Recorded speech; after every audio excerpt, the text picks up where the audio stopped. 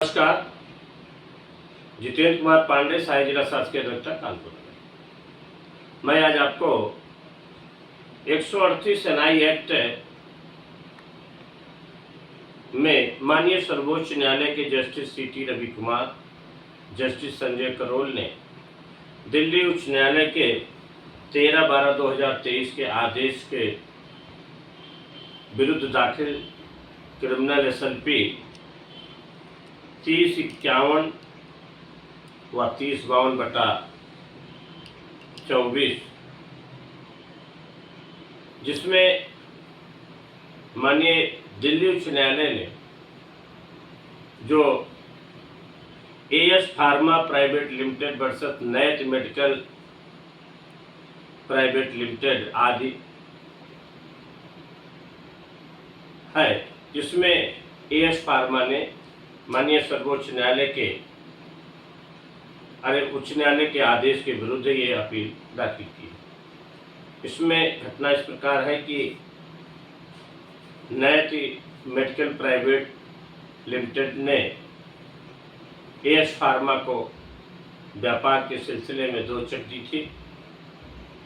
कई चेक दिया था, जिसमें 3 लाख रुपए की एक चेक थी और एक अन्य चेक थी, जिसमें दोनों चेक लगाने के बाद डिसऑनर हुई।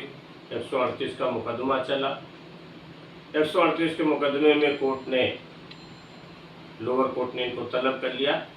तलब करने के बाद दोनों पक्षों में समझौते की बात बनी, लेकिन इसी बीच समन पर जो उस पर 12% ब्याज सहित मांगा गया था, उसको कम करने के लिए दोनों पक्षों में 320 सीआरपीसी की प्रार्थना पत्र न्यायालय में डाला गया कि हम दोनों लोग हैं, समझौता चाहते हैं। इस पर लोअर कोर्ट ने इसको खारिज कर दिया। इस पर सुप्रीम कोर्ट, हाई कोर्ट में 482 में ये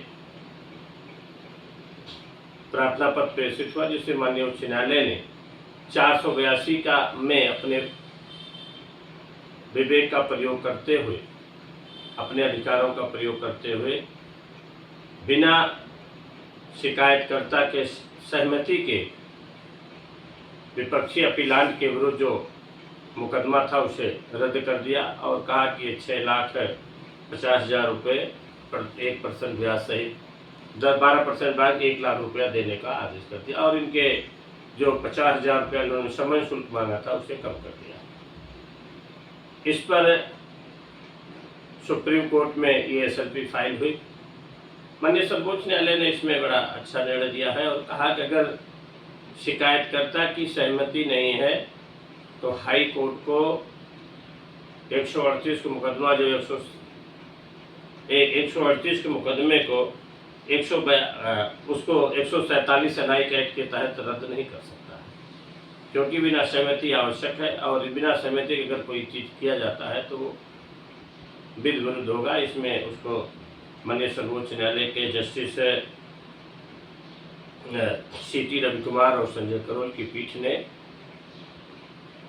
दोनों पक्षों को सुनने के बाद उन्होंने ये भी कहा कि माननीय सर्वोच्च न्यायालय को ही अनुच्छेद 142 के अंतर्गत निहित शक्तियों का प्रयोग कर सकती है। हाई कोर्ट को निहित शक्तियों का प्रयोग करने की कोई अधिकार नहीं है और इस प्रकार दोनों पक्षों को, क्योंकि इसके पहले आपसी में सहमति बनी थी, फिर नहीं बन पाई, समन शुल्क के आधार पर जो लोअर कोर्ट का आर्डर, हाई कोर्ट का आर्डर था 6,50,000 रुपये और 1 लाख रुपया अतिरिक्त देने का, उसको मानते हुए उन्होंने कहा अगर इसको पैसा जमा किया इस आधार पर, फिर माननीय सर्वोच्च न्यायालय ने अपने 142 अनुच्छेद 142 का शक्तियों प्रयोग करते हुए मामले का डिस्पोज किया। इसमें यह है कि अगर कोई 100 एनआई एक्ट का मुकदमा है उसमें शिकायतकर्ता की सहमति आवश्यक है।